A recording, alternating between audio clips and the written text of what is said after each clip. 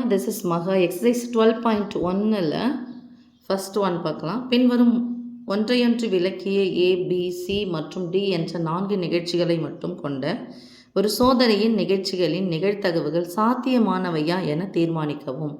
அப்போ சாத்தியம் அப்படின்னு சொன்னால் எதுன்னு சொல்கிறாங்க? நிகழ்தகவு. நிகழ்தகவுன்னு சொன்னாவே நமக்கு அதனுடைய எல்லை தெரியணும். எல்லைனா 0 விட அதிகமாக இருக்கணும், 1 விட குறைவாக இருக்கணும், 1ஆகவும் இருக்கலாம். ஏன்னா நீங்கள் 10th படிச்சிட்டிங்க, உறுதியான நிகழ்ச்சியின் நிகழ்தகவு 1. அப்போ லிமிட் எப்படி இருக்கணும்னா 0லேருந்து ஸ்டார்ட் ஆகணும். 0 இருக்கக்கூடாது. 0.1 இல்லை 0.001 அப்படி கூட ஸ்டார்ட் பண்ணலாம். அப்போது 0.1லேருந்து ஸ்டார்ட் பண்ணி 0.9 முடிஞ்சுமே கூட 0.10 நம்ம என்ன சொல்லுவோம், 10 மில்லிமீட்டர் = 1 சென்டிமீட்டர் சொல்லுவோம் இல்லையா, அந்த அளவு தான். அதில் போயிட்டு 1 வரைக்கும் இருக்கலாம். ஸோ நமக்கு லிமிட் என்னன்னு சொல்லிட்டு தெரியணும். ஸோ ஃபஸ்ட்டு சம் என்னென்னு சொல்லிட்டு அதில் ஃபஸ்ட்டு ஒன்று என்னென்னு பாருங்கள். P of A கொடுத்துட்டாங்க, P of B கொடுத்துட்டாங்க, P of C கொடுத்துருங்க, P of D. P அப்படின்னு சொன்னாவே நிகழ்தகவு, ப்ராபபிலிட்டி. A என்ற நிகழ்ச்சியின் நிகழ்தகவு, B என்ற நிகழ்ச்சியின் நிகழ்தகவு, C என்ற நிகழ்ச்சியின் நிகழ்தகவு, D என்ற நிகழ்ச்சியின் நிகழ்தகவு. இது எல்லாத்தையும் சேர்த்தா நமக்கு என்னென்னு ஒன்று ஆன்சர் 0லேருந்து 1க்குள்ளே வரலாம், இல்லைன்னா 1ஆகவும் வரலாம். இப்போ போய்க்கலாம், கணக்கு போய்க்கலாம். முதல்ல நிகழ்தகவின் எல்லை. நிகழ்தகவின் எல்லை என்ன வரும் பாருப்பா? P of A என்ற நிகழ்தகவின் எல்லை எப்படி இருக்குன்னு பாருங்கன்னா 0 விட பெருசாக இருக்கணும், 1 விட சின்னதாக இருக்கணும், 1ஆகவும் இருக்கலாம். இப்போ 0 less than P of A less than or equal to 1. இதான் வந்து எல்லை. நீங்கள் 10th படிச்சிருப்பீங்க சாமி. உறுதியான நிகழ்ச்சியின் நிகழ்தகவு 1, 1 விட கம்மியாக இருக்கணும், 0 விட அதிகமாக இருக்கணும். இப்போ என்ன பண்ண போகிறோம்னா 4 நிகழ்வுகளையும் கூட்ட போகிறோம். ஃபஸ்ட் ஒன் பாருங்கள்.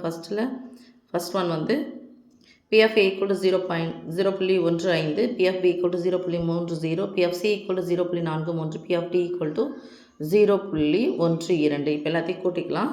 அதுதான் P of S, அதாவது கூறுவெளி. கூறுவெளின்றது மொத்தம் என்ன பண்ண போகிறோம்? எல்லாத்தையும் சேர்க்க போகிறோம். எல்லா நிகழ்தகவுலையும் ஒன்றா சேர்க்க போகிறோம்.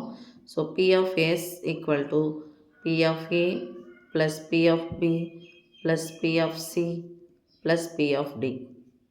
இது ஒரு 1 வேர்டில் தான் கேட்பாங்க. ஒரு வேளை 2 மார்க்கில் கேட்டாலும் நீங்கள் ஆன்சர் போட்டாவே ஓகே தான். 0.15 நான் 1 கீழே 1 போட்டுக்கிறேன். 0.30, 0.43, 0.12 எல்லாத்தையும் கூட்டிக்கலாம். கடைசி 1 ஸ்தானத்தெல்லாம் கூட்டுங்க. புள்ளிக்கு அப்புறமா இருக்கிறது 8, இந்த 1 2 10க்கு 0, அது எதுக்கு நேராக எழுதிங்க சாமி. 5 3 8 8 2 10க்கு 0, மீதி 1 1 1 2 2 4 6 6 3 9 9 1 10, 10க்கு 0, மீதி 1. அப்போ 2 ஸ்தானம் தள்ளி புள்ளி வச்சா 1ன்னு வந்துடுச்சு. ஸோ இது 1ன்னு வந்திருக்கு. 1.00 இதான் 1 அப்படின்னுடைய தசமம் இருந்தால் 1.0 அப்படிங்கிறது. புள்ளிக்கு அப்புறம் 00 வந்துச்சுன்னா அதுக்கு மதிப்பு இல்லை. ஸோ இது வந்து சாத்தியம். ஃபஸ்ட் ஒன் வந்து சாத்தியம். செகண்ட் போகலாம். எல்லாத்தையும் அதே மாதிரி கூட்டிக்கலாமா?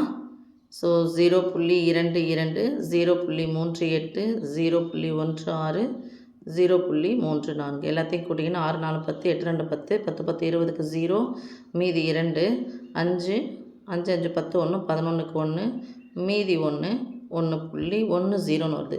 ஸோ நமக்கு ஆன்சர் 1.00, அதாவது 1ஓட தான் நிற்கணும், 1 விட அதிகமாக போகுது. அதனால் இது சாத்தியம் இல்லை. சாத்தியம் இல்லை.